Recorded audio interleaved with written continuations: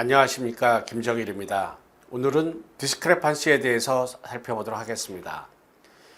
디스크레판시는 크게 두 가지로 나눌 수가 있습니다. 6번의 전방의 부조화, 이를 엔테리어 디스크레판시라고 얘기를 하고, 그 다음에 6번의 후방부의 부조화를 포스테리어 디스크레판시라고 얘기를 합니다.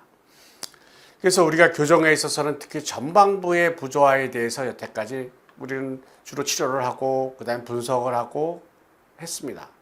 그래서 전방부인 경우는 이와 같이 전치부에 총생이 있는 경우, 그 다음에 총생은 없지만은 돌출입인 경우, 그 다음에 전치부에 반대교합, 그 다음에 2급 부정교합, 그 다음에 딥바이트, 그 다음에 정주항변이, 그 다음에 오픈바이트, 여러 가지 다 전방부의 문제를 우리는 주로 치료를 하는 쪽이에요. 저자도 마찬가지로 전방부의 부조화를 주로 치료를 하게 됩니다. 그런데 이런 전방부의 부조화를 치료하기 위해서는 우리가 후방부의 부조화에 대해서 알 필요가 있게 되겠습니다.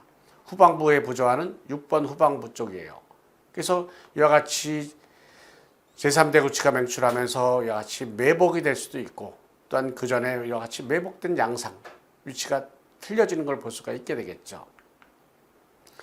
우리가 정상적인 성장을 한번 보게 되면은 기본적으로 포유류들인 경우에는 이와 같이 네 발로 된 짐승들인 경우는 전방으로 이렇게 잘 나오게 됩니다. 성장을 합니다. 그런데 사람인 경우에 있어서는 전방으로의 성장이 제한을 받게 돼요. 그럼 성장 방향이 주로 어느 쪽이 됩니까? 수직적인 방향이 되겠죠. 그래서 이와 같이 전방으로의 성장이 제한이 되게 되니까 후방부 쪽에서 이제 성장이 주로 일어나게 돼요. 후방부의 성장, 그 다음에 제1대구치 성장 먼저 발육되고, 그 다음에 제2대구치, 제3대구치의 발육이 나타나게 되겠죠. 그래서 이와 같이 전방부의 성장이 일어나고 난 다음에 있어서는 전방부보다는 후방부 쪽에서의 성장량이 훨씬 더 많이 일어나는 것을 볼 수가 있게 됩니다. 그래서 사토 교수님은 이와 같이 후방부 쪽에서의 성장이 충분히 일어나야 되는데 못 일어나는 경우에 여러 가지 문제점이 나타날 수가 있다. 그래서 후방부 쪽에 이와 같이 부조가 있는 경우, 포스테리어 디스크레판시가 있는 경우, 맹출을 하려고 하니까 구치가 더 오버이럽션이 될 수가 있고, 또 하나의 경우에는 구치가 더욱더 근심 경사도가 될 수가 있게 되는 것이 됩니다. 그럼 이거를 이제 우리는 평가를 해야 되겠죠. 그러려면 어떤 기준이 되는 게 뭘까요? 상악인 경우에는 상악의 6번의 근심면에서 이와 같이 PNS까지를 우리는 평가를 할 것이에요. 하악인 경우에는 하악의 6번에서 레이무스 엔테리어 보더까지의 거리가 나오게 됩니다. 그럴 때 이와 같이 후방부 쪽에서의 부조화가 나타나게 되면은 측방에 있어서는 아까 얘기했듯이 제1대구치가 정출되거나 근심으로 쓰러질 수가 있다고 했습니다. 근데 이것만 있을까요? 교환면에서 보게 되면 어떻게 될까요? 교환면에서 보게 되면은 이와 같이 메지알 로테이션이 될 것입니다. 그러면은 전방에서 보면은 이와 같이 커브 오브 스피가 심해지게 되고, 하악인 경우에는 설축 경사도를 더 가지게 될 것이에요. 그래서 어떤 증리에 있어서는 상악인 경우에는 가위교합을 가질 수도 있게 됩니다. 그래서 기본은 여러분들이 자리가 부족하게 되면은 맹출을 할 때 제1대구치가 정출이 되거나 이와 같이 상악의 제1대구치가 근심으로 경사도 된다는 걸 기억하셔야만 됩니다. 그러면은 그것만 나타나게 될까요? 이와 같이 어떤 환자들인 경우에는 메지알 로테이션 될 수도 있고, 어떤 환자들인 경우는 가위교합을 보일 수도 있게 돼요. 하악인 경우도 마찬가지가 됩니다. 하악의 자리가 부족하게 되면은 맹출을 하면서 이와 같이 하악의 구치가 근심으로 경사도가 되든지, 또한 메지알 로테이션, 또한 설축으로 컨스트럭션이 될 수가 있게 되겠죠. 그래서 이와 같이 되어 있는 경우에는 후방부의 부조화가 있을 수 있다는 것을 여러분들이 기억하셔야만 됩니다. 그래서 전치부의 총생을 보이고 있습니다. 그런데 여기서 보시면은 30번대 치아가 37번은 매복이 되고 있어요. 그러면은 이쪽에 있는 치아들은 더욱더 근심으로 쓰러질 수가 있게 되겠죠. 그래서 포스테리어 디스크레판시에 의해서 전방부가 영향을 받을 수 있지 않을까? 여러분들은 그것도 다시 한번 이제 의문점을 가질 수가 있게 됩니다. 그래서 이와 같이 치아가 근심으로 경사도 되어 있는 치아들, 그 다음에 치아가 직립이 되어 있는 치아로 우리는 나눠서 볼 수가 있게 돼요.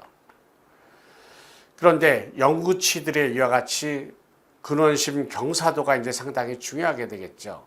그래서 저작을 하다 보면은 치아들은 이와 같이 근심으로 쓰러질 수가 있어요.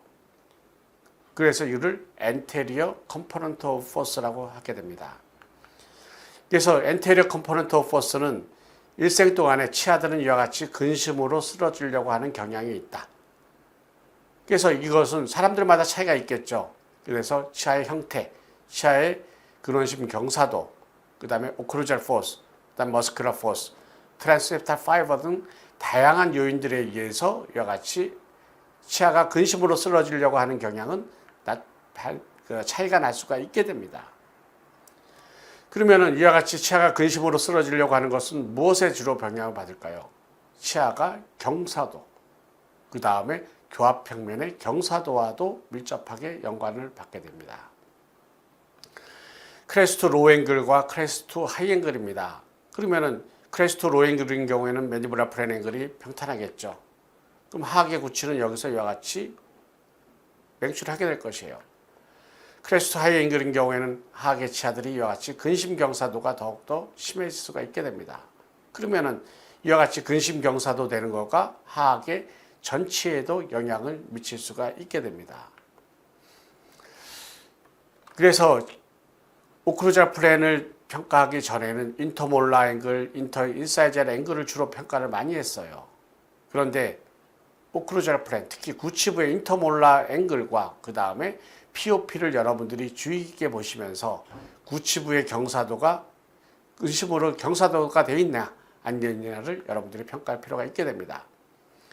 즉 다시 말해서 A번처럼 직립이 되어 있는 경우, 그 다음에 B번인 경우에는 직립이 안 되고 근심으로 쓰러져 있어요. 근심으로 쓰러져 있는 경우에는 어떻게 될까요? 구치의 근심 경사도가 더욱더 심해지게 되겠죠. 왜냐하면 만약에 포스테리어 디스크레판시가 있고 엔테리어 컴포넌트 포스 때문에 더욱더 심해질 수가 있게 됩니다. 이 환자 보겠습니다. 58세예요. 하악의 전치부의 총생이 더욱더 심해지고 그 다음에 상악의 전치는 더욱더 앞으로 나온다고 온 환자가 됩니다.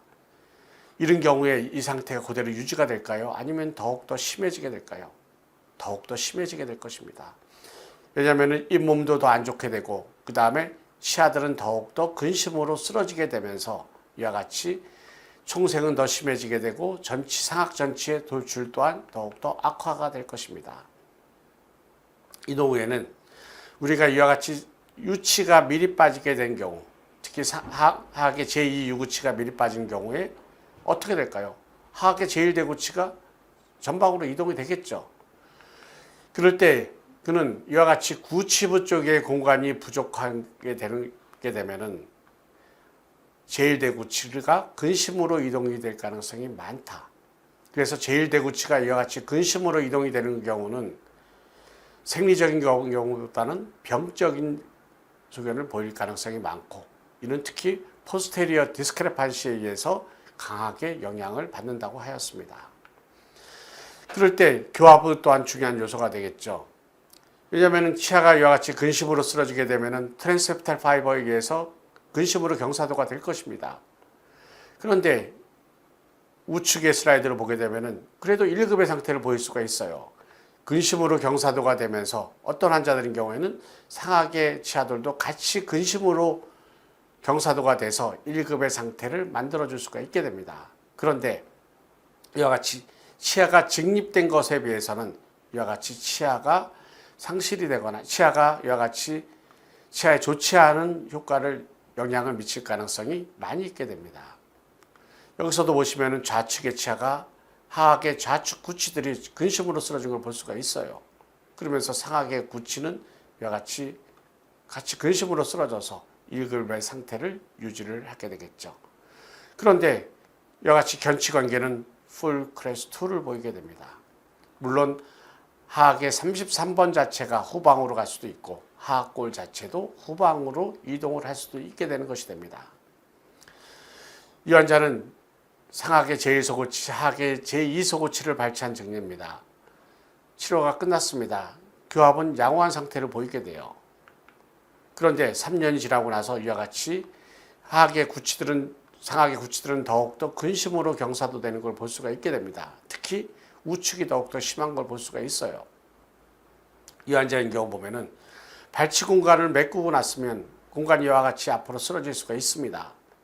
그런데 치료 후에 이거를 직립을 시켜야 되는데 직립을 시키지 않고 그대로 놔두게 되면 어떻게 될까요? 우측인 경우에 좌측은 그나마 직립이 돼 있으니까 괜찮습니다. 우측인 경우에는 직립이 충분하지가 못해요.